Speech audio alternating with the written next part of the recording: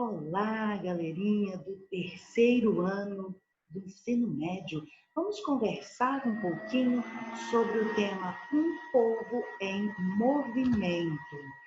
Propomos a você uma aprendizagem que leve à reflexão sobre a sociedade contemporânea e suas múltiplas realidades, frente ao contexto de profundas desigualdades promovidas pela desterritorialização, um dinamismo presente nas diferentes redes propostas pelo mundo globalizado, intensamente excludente e pouco conectado aos territórios em suas identidades, em seus interesses.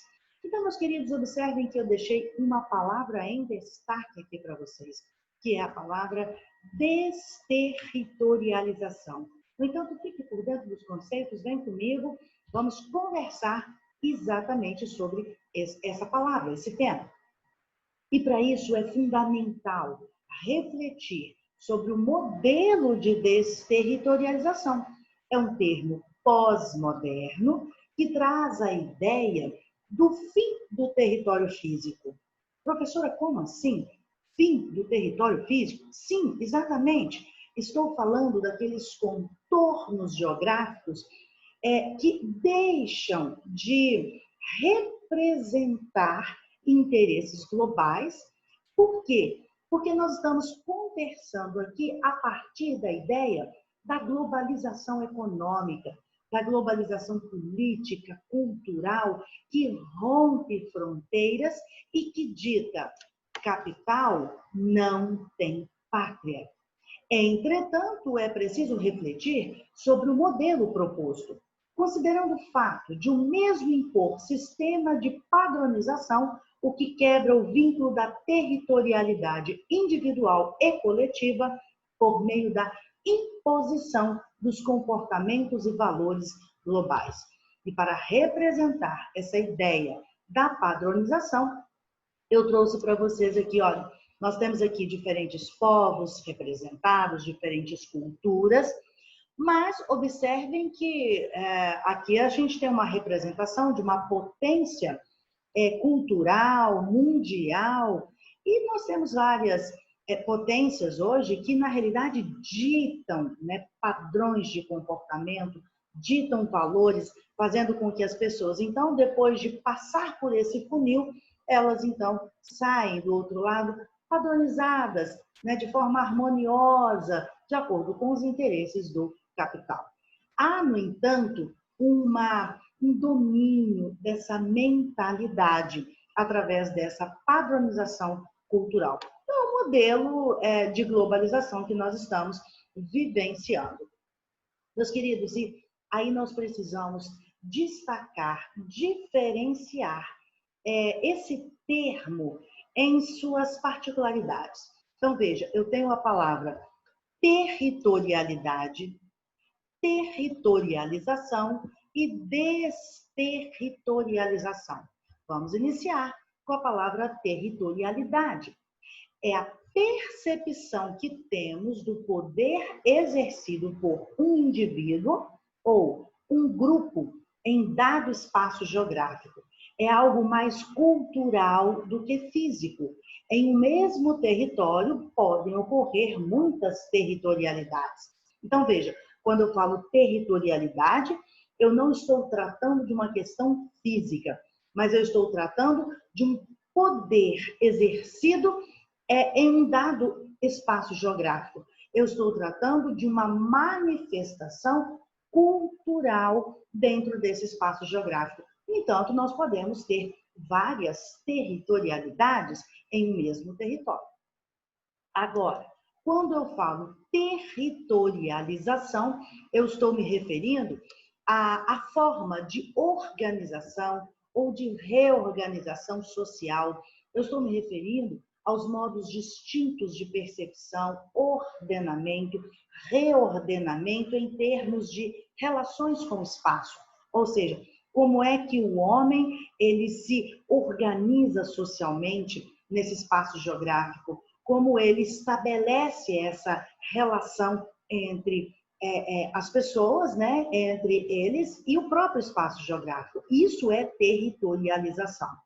Agora, meus queridos, quando nós perdemos esse vínculo, quando há uma quebra do vínculo, uma quebra dessa territorialidade, então veja,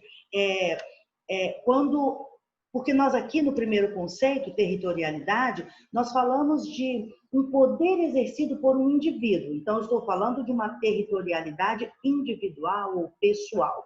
Ou também pode ser um poder exercido por um povo. Então, aqui embaixo, nós temos, havendo uma perda de controle das territorialidades pessoais ou coletivas, então aí nós temos uma desterritorialização, uma quebra desse vínculo, uma perda de território no sentido de territorialidade.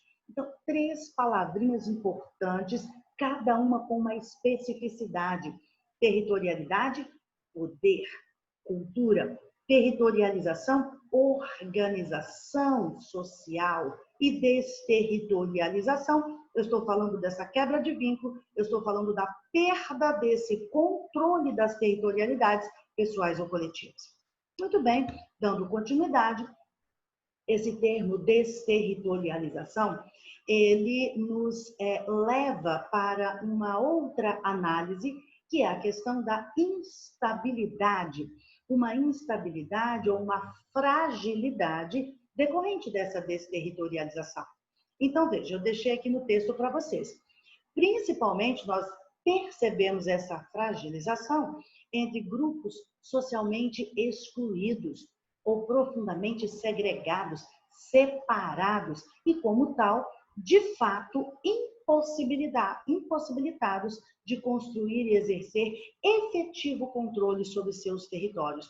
Se esse povo não tem efetivo controle sobre seu território, esse povo não exerce a sua territorialidade, né?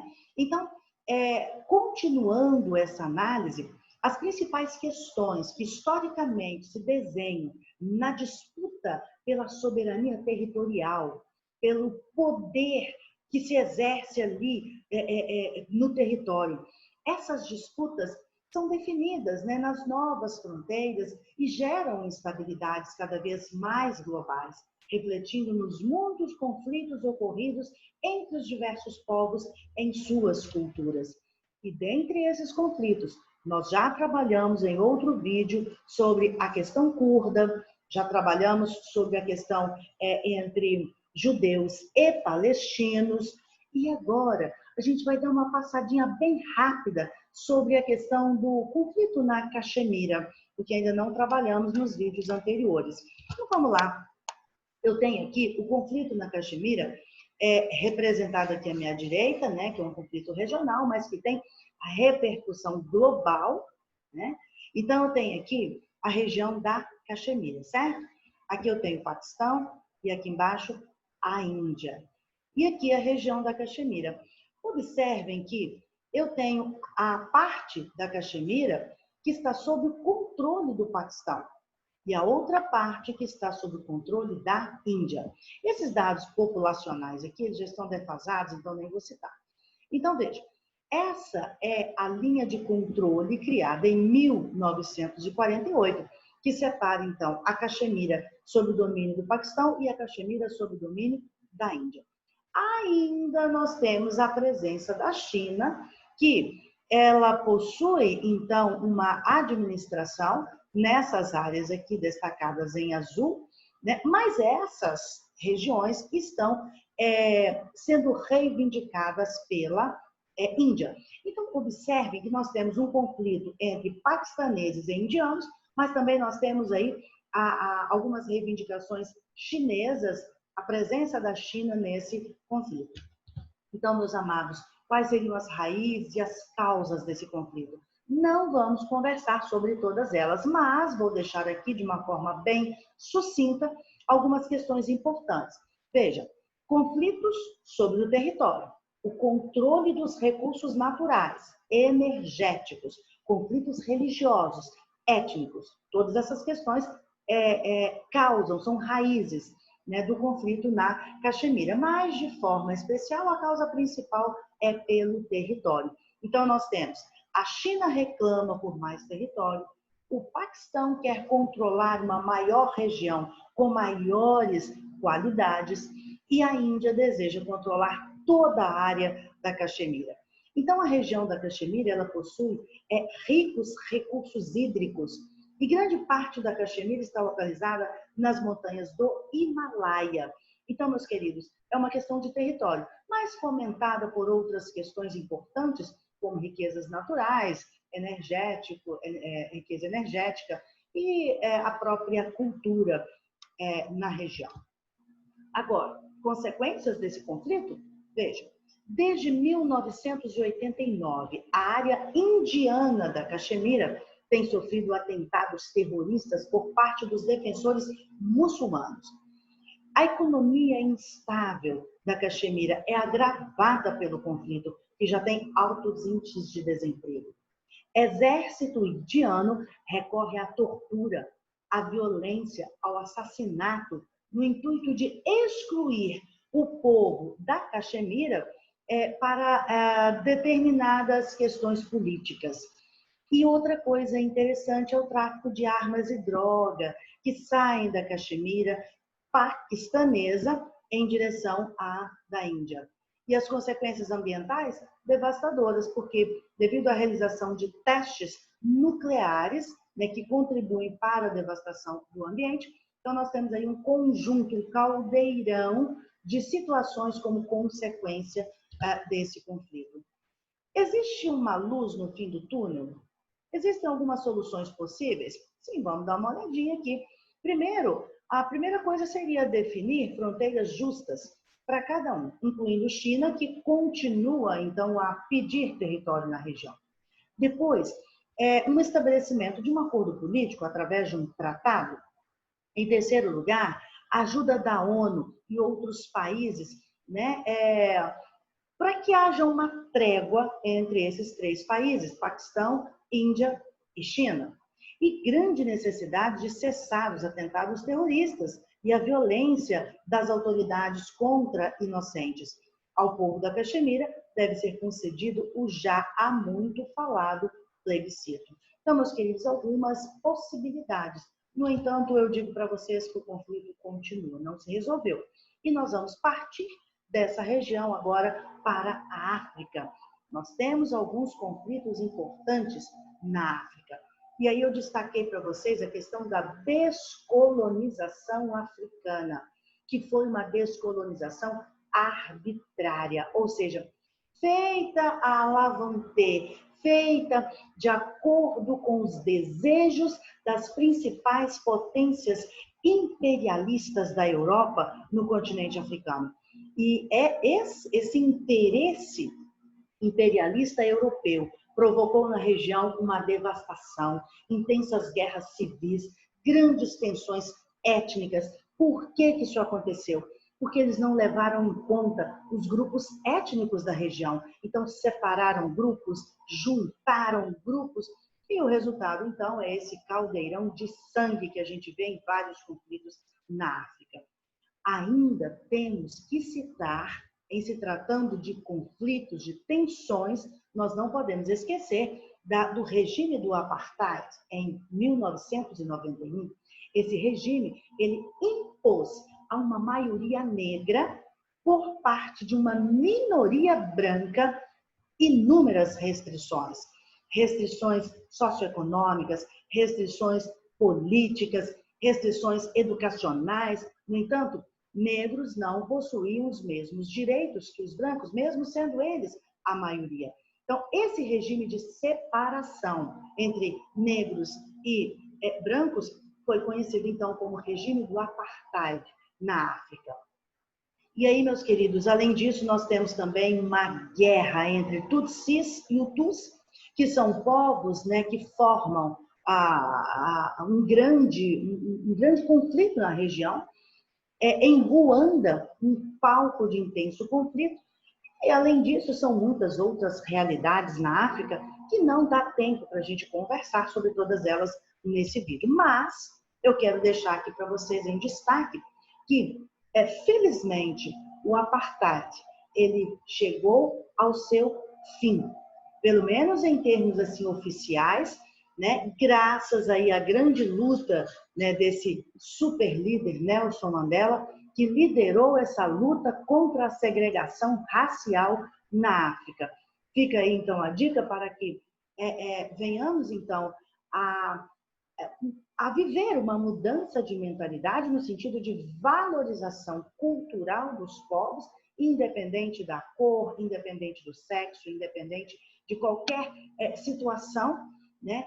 Porque as pessoas, elas precisam ser valorizadas, suas culturas, elas precisam ser valorizadas.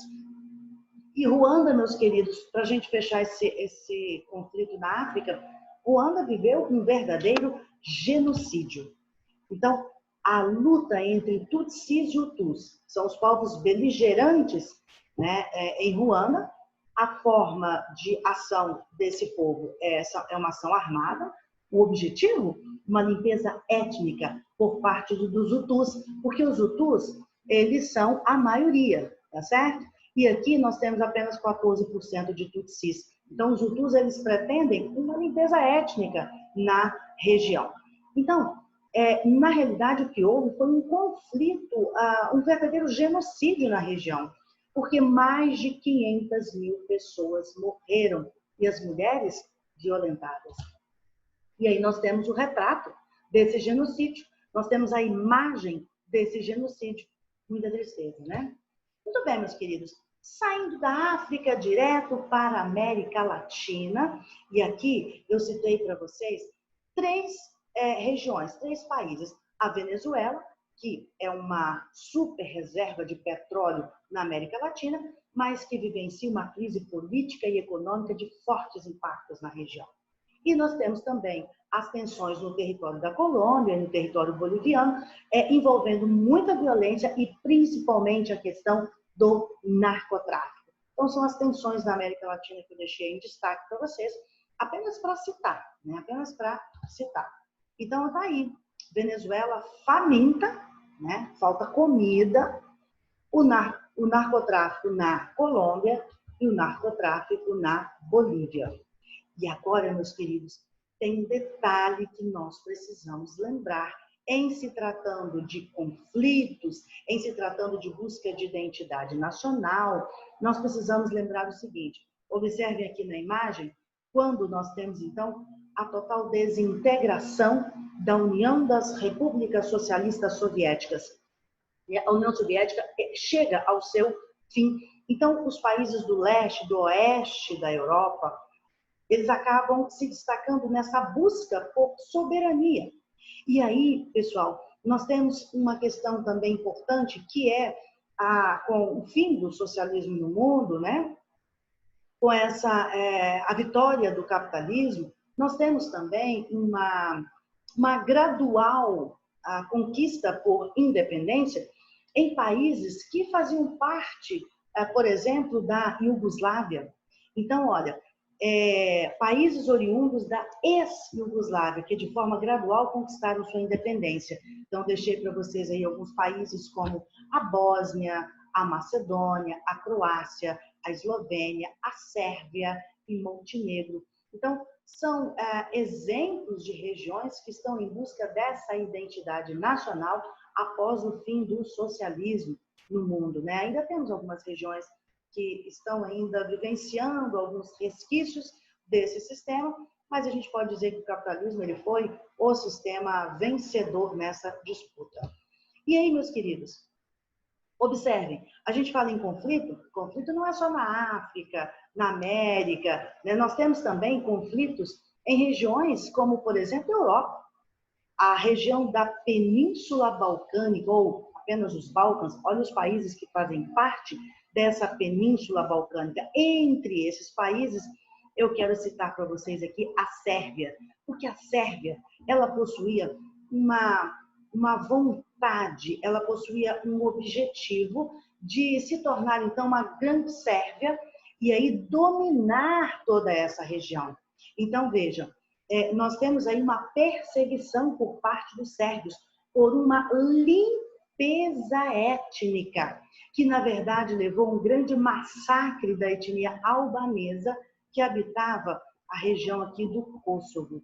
Então, são conflitos importantes que fizeram diferença tanto na região quanto na história mundial. E aí, para finalizarmos a nossa conversa, nós vamos então tratar um pouquinho dessa questão da migração e a questão dos refugiados.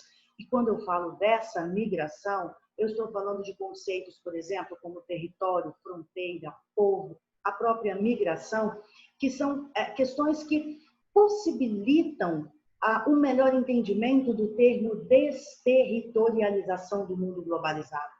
Por quê? O que eu percebo aí, meus queridos, é um movimento populacional, um movimento de capital no mundo. Mas nós estamos falando aqui de pessoas que se movimentam pelo mundo, nós estamos falando de um fluxo de culturas, né? O indivíduo ele vai além das suas fronteiras e se insere em um contexto de novos desafios e possibilidades, em um mergulho em novas realidades, com suas tradições e costumes. Isso também é um conceito de desterritorialização, essa quebra de fronteiras, né, gerada por esse fluxo de pessoas e culturas. E aí, pessoal, esse caminho que é feito, né, pela população no mundo, né, esse fluxo populacional, nós chamamos isso de mobilidade populacional. Fluxos migratórios que têm papel fundamental na formação socioeconômica no mundo contemporâneo. O deslocamento de pessoas tende a acontecer por quê? Porque essas pessoas elas buscam melhorar as condições de vida. Em quais situações? Quando o lugar de origem é pobre. E dentre outras causas humanas que impulsionam o deslocamento, nós temos crises políticas, crises econômicas, o desemprego, o envelhecimento da população e outros aspectos. E isso aumenta o número de refugiados no mundo. E aí, meus queridos, os refugiados, eles são povos, digamos assim, que vulneráveis, né, em seus territórios de origem. Por isso, eles saem à procura de uma melhor qualidade de vida. Mas só que a gente percebe que eles estão à mercê do descumprimento dos direitos humanos. Então, eles são vítimas de conflitos armados, eles são vítimas de falta de liberdade, eles são vítimas de falta de segurança. Então, eles sofrem todo tipo de perseguição. Em função da grave situação a qual estão submetidos, vivem intensos temores ao cruzarem cada vez mais as fronteiras internacionais, principalmente nos continentes asiático, africano e europeu. Tal situação se tornou um dos grandes problemas no mundo globalizado. Está aí para vocês uma imagem, né, dos refugiados no mundo, a situação desse povo de degradação social que essas pessoas estão vivendo. E aí, eu agradeço a todos vocês que estiveram comigo, o carinho de vocês comigo até este momento, valeu mesmo. E espero vocês na próxima aula.